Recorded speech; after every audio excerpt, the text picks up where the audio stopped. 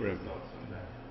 Well, it's a very, very sad commentary of our times that you have quite a number of people who are proposing themselves to be the next president of the Republic of the Philippines, and yet none of them have addressed the currently ongoing global financial crisis and the process of disintegration that nations are going to be going through. It is a fact that the financial crisis had manifested itself in year 2007, as Lyndon LaRouche had actually forecasted years before it actually happened. And Wall Street had come tumbling down at that time. And then a year after, you saw banks, international banks, giant banks like AIG and Lehman Brothers and Merrill Lynch, all of them started to fold up. And this was in 2009.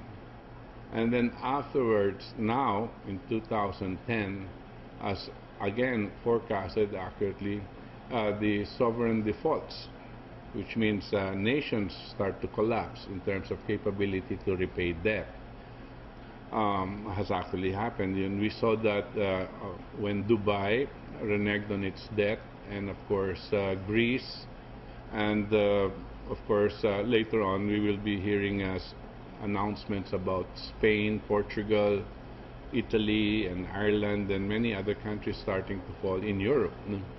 This is an ongoing planetary-wide global financial crisis and disintegration.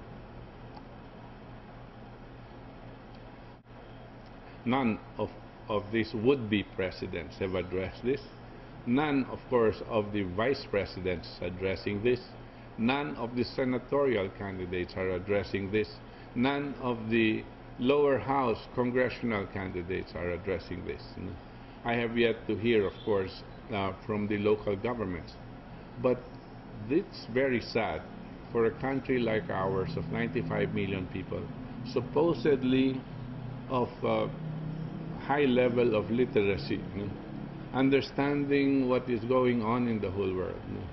And none of them have actually addressed this, bothered to mention this, and much less, of course, come up with solutions to beef up their campaign. They are banking on their so-called criticism of a corrupt government of President Gloria Macapagal Arroyo, which is indeed very corrupt, as the main issue, not understanding that the main issue is the survival of our nation. That is a sad situation. Now, whenever I was asked who I would be supporting in terms of the presidential candidates, I said it's sad because I can't find anybody I can support. And I said nobody is addressing the more important issues like saving the nation and addressing the global financial collapse. And as I say this, they will almost always say, why don't we just choose the lesser evil? And it was funny because the first one who told me about choosing the lesser evil was a Catholic priest. And I was surprised, and I had told the priest that I was surprised that something like that could have come from him, choosing the lesser evil.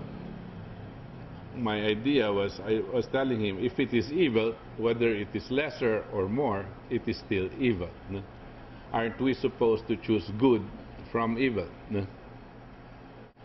We go on the basis of this popularity, the basis of small issues, like the people in Lilliput, going into these kinds of issues and making life decisions on the basis of these issues, not understanding the process in of what had gotten us there in the first place.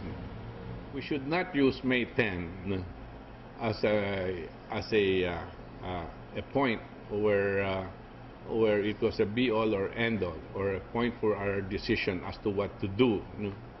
What we should have done and must continue to start now is to look for ideas, the ideas that are going to save our nation. Saving our nation, what I mean by saving our nation is making sure that our society, the Philippine society, continues on, regardless of who clowns are leading the country. We must make sure that the Philippine society, as a nation and as a republic, continues.